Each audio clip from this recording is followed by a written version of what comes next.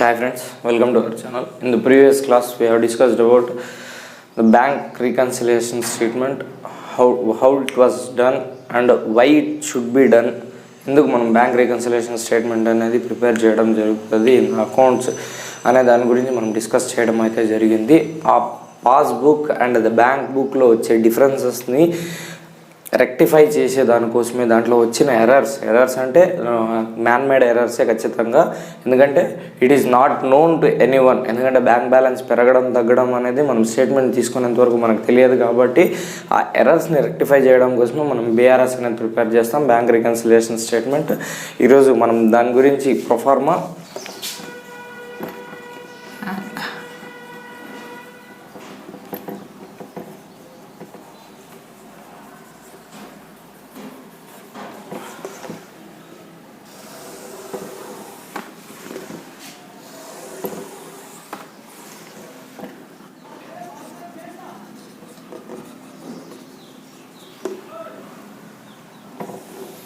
ఇక్కడ 2 types of బుక్స్ని మనం యాక్చువల్గా 3 టైప్స్ మనం ప్రస్తుతానికి 2 టైప్స్ ఆఫ్ బుక్స్ గురించి మాట్లాడుకోవడం జరుగుతుంది.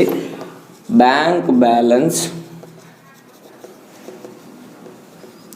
యాజ్ పర్ పాస్బుక్ ఒకటి అండ్ క్యాష్ బుక్ ఒకటి. Bank balance as per passbook ఒకటి చూస్తాం అండ్ ద క్యాష్ బుక్ ఒకటి చూస్తాం.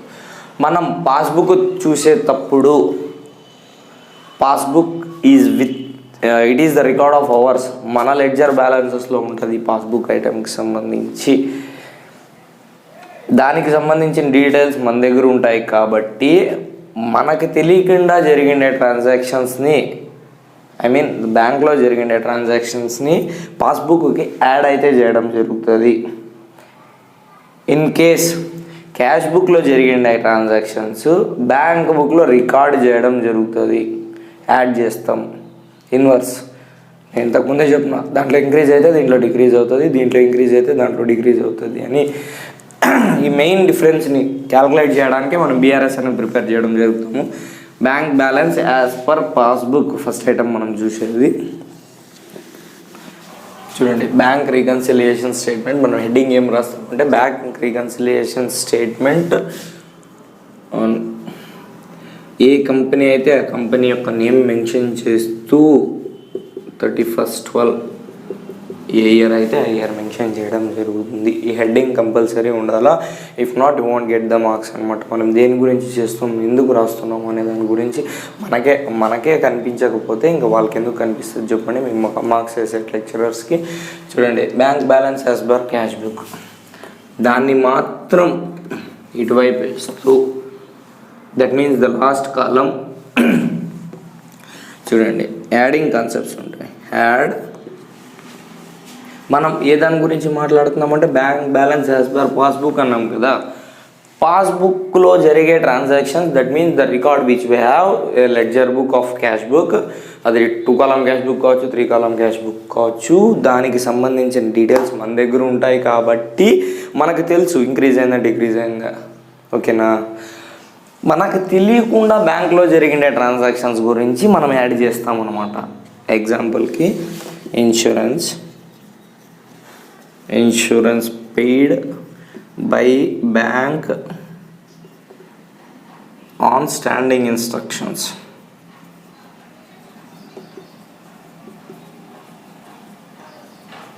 Of the client. ఇక్కడ చూడండి, ఇన్సూరెన్స్ పెయిడ్, ఇన్సూరెన్స్ ప్లే చేస్తాము అని తెలుసు. యాన్యువల్ ఇన్సూరెన్స్ మనం ఎప్పుడు కడుతున్నాం, ఎందుకు కట్ అవుతుంది అనేది మనం ఐడెంటిఫై చేయలేము. మనకు గుర్తు కూడా ఉండదు. యాక్చువల్గా ఇయర్లీ వన్స్ కడతాం కాబట్టి, మంత్లీ వన్స్ అయితే ప్రతి మంత్ కట్టినట్లే కట్టుకుంటూ వెళ్తూ ఉంటాము, మనకి రికగ్నైజ్ అవుతూ ఉంటుంది.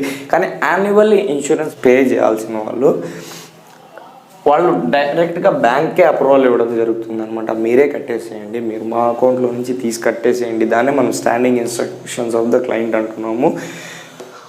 వీడు ఇచ్చిన ఇన్స్ట్రక్షన్స్ మేరకు మనకు తెలియకుండా మన బ్యాంక్ బ్యాలెన్స్ అనేది తగ్గిపోవడం జరుగుతూ ఉంది.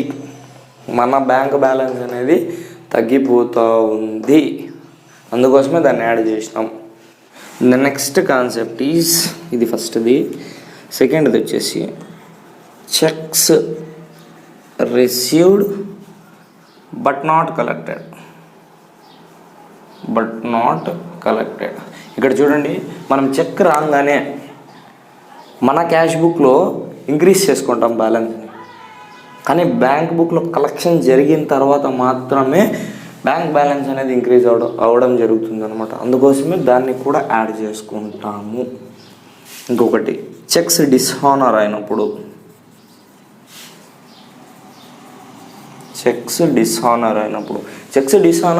ఏం మీనింగ్ వస్తుంది అంటే, మనం పేమెంట్ అయితే చేసినాము, మన పాస్బుక్ యొక్క బ్యాలెన్స్ అనేది మనం పేమెంట్ చేసినాము లేదా ఓకే లెట్ ఇట్ బి, మనకి బ్యాలెన్స్ వచ్చింది అనుకోండి. ఎగ్జాంపుల్కి మనకి ఎవరైనా హానరింగ్ పర్సన్ ఉంటారు, మనం సేల్ చేసినాము, మనకి రావాల్సిన అమౌంట్ చెక్ రూపంలో ఇచ్చినాడు, మనం అది డిపాజిట్ చేసినాము, చెక్ డిస్హానర్ అయింది అంటే వితౌట్ బ్యాలెన్స్ కలెక్షన్ ఆగిపోయింది అని అర్థం. డిస్హానర్ అంటే నథింగ్ బట్ పేమెంట్ అవ్వలేదు అని అర్థం. ఈ డిస్హానర్ అయినప్పుడు మనకి చెక్ వచ్చింది కదా అని చెప్పి మనం పాస్బుక్ బ్యాలెన్స్ని ఇంక్రీజ్ చేయడం అయితే జరుగుతుంది, కానీ డిస్హానర్ అయింది, అది బ్యాంక్ వాళ్ళకి తెలుసు కాబట్టి దానిది కాన్స్టెంట్ ఉంటుంది కాబట్టి మనం దాన్ని అలాగే పెట్టేస్తాం. ఇప్పుడు ఈ యాడింగ్ కాన్సెప్ట్స్ అన్నీ ప్లేస్ చేసినాం కదా, దీని యొక్క టోటల్ ఎంతైతే వస్తుందో ఆ టోటల్ని ఇక్కడ ప్లేస్ చేసుకొని దాన్ని బ్యాలెన్సిఫై చేసి పైన చూడండి, పైన already bank balance as per passbook అనేది అమౌంట్ వేసుకున్నాము, వాటి యొక్క ఎక్స్టర్నల్ కాలమ్స్లో దాన్ని టోటల్ చేసి అమౌంట్ వేయాలి. ఓకేనా? దీని తర్వాత మనం యాడింగ్ ఐటమ్స్, ఇవి లెస్ చేసే ఐటమ్స్ ఇంకా కొన్ని ఉన్నాయన్నమాట, వాటి గురించి కూడా డిస్కస్ చేస్తామంట. ఇప్పుడు యాడింగ్ టర్మ్స్ గురించి మాట్లాడుకున్నాము, ఇప్పుడు లెస్సింగ్ టర్మ్స్ గురించి మాట్లాడుకున్నామంట. మనం ఏదైనా చెక్ ఇష్యూ చేసినప్పుడు, మనం చెక్ ఇష్యూ చేసినాము, for example cheque issued to, అది ఎక్స్ వై అది ఏమైనా ఏమున్నాయండి, ద సేమ్ డే డిపాజిట్ చేయలేకపోతే మన బ్యాంక్ బ్యాలెన్స్ అనేది ఇంక్రీజ్ అయ్యే ఉంటుంది అనమాట. ఎందుకంటే మనం ఇక్కడ పేమెంట్ చేసినాము అనే ఉద్దేశంతో మన పాస్బుక్ బ్యాలెన్స్ని డిక్రీజ్ చేస్తాము. ఓకేనా? మన దగ్గర నుంచి అమౌంట్ వెళ్ళిపోయినట్టే, బట్ కానీ మన బ్యాంక్ బ్యాలెన్స్ కాన్స్టెంట్గా అట్లే ఉంటుంది. If in case 10,000 rupees bank balance ఉందనుకుందామంట, మనం 5,000 రూపీస్ పేమెంట్ చేయాలా, మనం చెక్ రూపంలో ఆమెకి ఇచ్చేసినాము, మన క్యాష్ బ్యాలెన్స్ని 5,000 రూపీస్ డిక్రీజ్ అయితే చేసినాము, కానీ ఈమె డిపాజిట్ చేసి, ఎగ్జాంపుల్కి తను ఎవరికైతే మనం ఆ పేమెంట్ అయితే చేసి ఉంటామో వాళ్ళు డిపాజిట్ చేసి విత్డ్రా చేస్తేనే దీంట్లో నుంచి 5,000 రూపీస్ అనేది కట్ అయ్యి రిమైనింగ్ 5,000 రూపీస్ అనేది మిగులుతుంది. If not 10,000 as it is same constant పొజిషన్లో ఉన్నట్టే కదా, మనకి ఇంక్రీజ్ అయినట్టే కదా, అందుకోసమే దాన్ని లెస్ చేయడం జరుగుతుంది అనమాట. ఇప్పుడు చూడండి, లెస్. ఓకేనా? ఇలా కొన్ని ట్రాన్సాక్షన్స్ మనం ఎక్కువ తక్కువ అవడం వల్ల వీటిని రెక్టిఫై చేసేందుకే మనం బీఆర్ఎస్ అనేది ప్రిపేర్ చేస్తున్నాము. ఇప్పుడు యాడెడ్ టర్మ్స్కి సంబంధించి దాంట్లో నుంచి లెస్సింగ్ టర్మ్స్ని లెస్ చేసి చూపిస్తాం అన్నమాట మనం.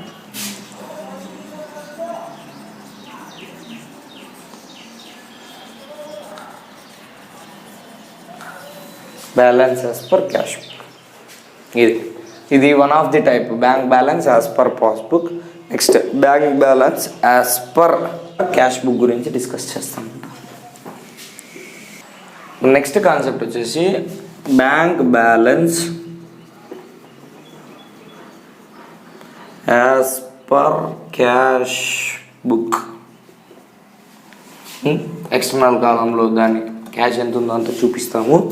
ఇప్పుడు యాడింగ్ టర్మ్స్ ఏమేమి అంటే, మనకు సంబంధించి ఇది చాలా క్లియర్గా చెప్పాను చూడండి, వినండి. నేను ఇక్కడ ఎక్స్ప్లెయిన్ చేయకపోయినా పర్లేదు, ఈ టర్మ్స్ అండ్ కండిషన్స్ని బాగా గుర్తుపెట్టుకోండి. మనం యాడ్ ఎందుకు చేస్తున్నాము అంటే, క్యాష్ బుక్లో ఉండే బ్యాలెన్స్కి బ్యాంక్ బుక్లో ద పాస్బుక్లో ఉండే బ్యాలెన్స్కి డిఫరెన్సెస్ అమౌంట్ని యాడ్ చేయడం జరుగుతుంది. ఇక్కడ చూడండి, మనకి క్యాష్ బుక్ బ్యాలెన్స్ ఇంక్రీజ్ అయిందనుకోండి, ఎగ్జాంపుల్కి బ్యాంక్ బుక్ బ్యాలెన్స్ ఇంక్రీజ్ అయిందనుకోండి,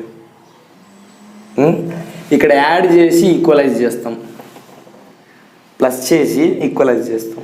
లేదు డిక్రీజ్ అయిందనుకోండి, మైనస్ చేసి ఈక్వలైజ్ చేస్తాం, ద లెస్ టర్మ్ చేసి ఈక్వలైజ్ చేస్తాం. ఇది బాగా గుర్తుపెట్టుకోండి. ప్లస్ అయితే మైనస్ చేస్తాం, మైనస్ అయితే ప్లస్ చేస్తాం. ఇది బాగా ఐడెంటిఫై చేయాల్సిన టర్ము. ఇక్కడ చూడండి, యాడ్ చేస్తాం. ఏమి యాడ్ చేస్తాము? Cheque issued but not presented for payment.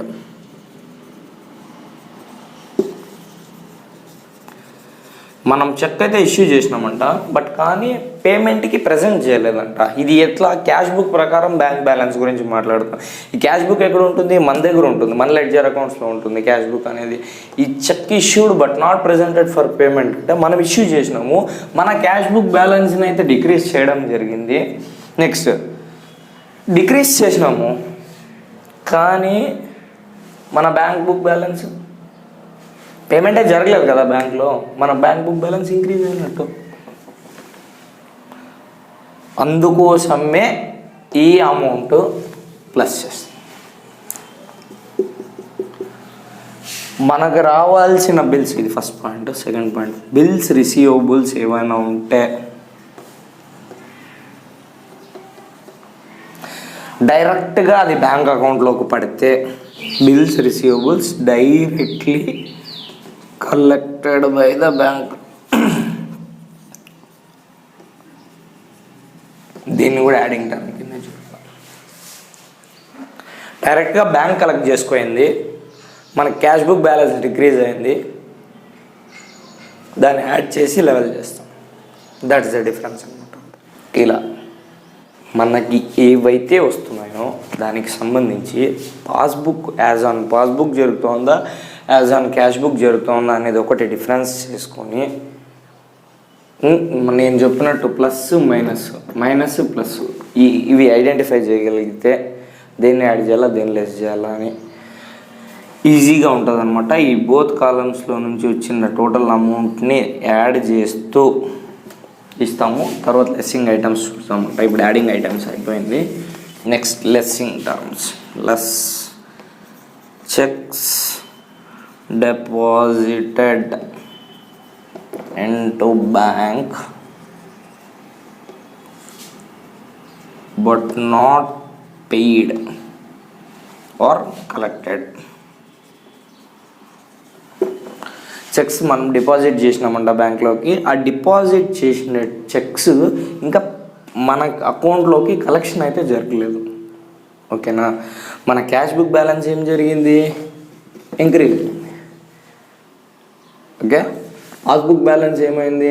Decrease. I mean the constant. ఇప్పుడు మనం పాస్బుక్ బ్యాలెన్స్ని ఏం చేయాలా? ఇప్పుడు చూడండి, పాస్బుక్ అంటే బ్యాంక్ బ్యాలెన్స్ పెరిగింది, మన క్యాష్ బుక్ బ్యాలెన్స్ని ఏం చేయాలా? తగ్గేయాలా. పెరిగిండే అమౌంట్ని ఈక్వలైజ్ చేయాలా. దిస్ ఈజ్ ద కాన్సెప్ట్ అనమాట.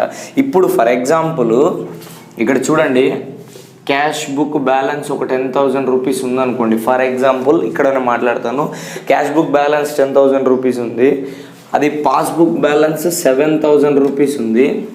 మనకు ఒక 3,000 రూపీస్ చెక్ అనేది రావడం జరిగింది. ఇక్కడ క్యాష్ బుక్ బ్యాలెన్స్లో మన దగ్గర ఉంటుంది కాబట్టి మనం 13,000 రూపీస్ బ్యాలెన్సిఫై చేసినాము. బట్ కానీ చెక్ ప్రజెంట్ చేసినప్పటికీ మన బ్యాంక్ అకౌంట్కి అది క్రెడిట్ అవ్వలేదు, మన అకౌంట్కి కలెక్ట్ అవ్వలేదు, మన అకౌంట్లోకి అమౌంట్ పడలేదు. దెన్ ఇట్ ఈస్ 7,000 ఓన్లీ, మనకి 7,000 మాత్రమే మిగిలినట్టు. Okay, then let it be. ఇప్పుడు ఇంకొక చిన్న ఎర్రర్ రెక్టిఫై చేస్తాను. Both the balance, cash balance and bank balance రెండు 10,000 ఉన్నాయనుకుందామంట. ఇప్పుడు 3,000 రూపీస్ క్యాష్ బుక్కి యాడ్ అయింది, చెక్ డిపాజిట్ చేసినాం బ్యాంక్లో, కానీ 3,000 రూపీస్ కలెక్షన్ అయితే జరగలేదు. మేబీ చెక్ డిస్ఆనర్ అయి ఉండొచ్చు, సిగ్నేచర్ డిఫరెన్సెస్ ఉండొచ్చు, what ever maybe the reason. 13,000 రూపీస్లో నుంచి 3,000 రూపీస్ తీసుకోపోయి చెక్ డిపాజిట్ చేసినాము. ఇక్కడ కలెక్షన్ జరగలేదు అంటే ఇక్కడ బ్యాలెన్స్ తగ్గింది. ఇక్కడ చూడండి, 13,000 రూపీస్ బ్యాలెన్స్ పెరిగింది. ఎట్లా పెరిగింది? కరెక్ట్ కాదు కదా. మనకి చెక్ వచ్చింది, వచ్చినంత మాత్రాన మన దగ్గర బ్యాలెన్స్ ఉన్నట్టు కాదు. When it is unless until it is collected and credited to our account, it is a deficit balance. అప్పుడు అందుకోసము cheque deposited but not collected, cheque deposited but dishonoured, ఇలాంటి రీజన్స్తో ఏ టాపిక్ వచ్చినా మనం లెస్ చేయడం జరుగుతుంది as per cash book, not as per bank book, passbook. చూడండి ఇది క్లియర్ కట్ ఎగ్జాంపుల్ మీకు. చూడండి ఇది అమౌంట్, దీన్ని లెస్ చేస్తాము, యాడ్ చేసి దీన్ని లెస్ చేసి మిగిలిన అమౌంట్ బ్యాలెన్స్ యాజ్ పర్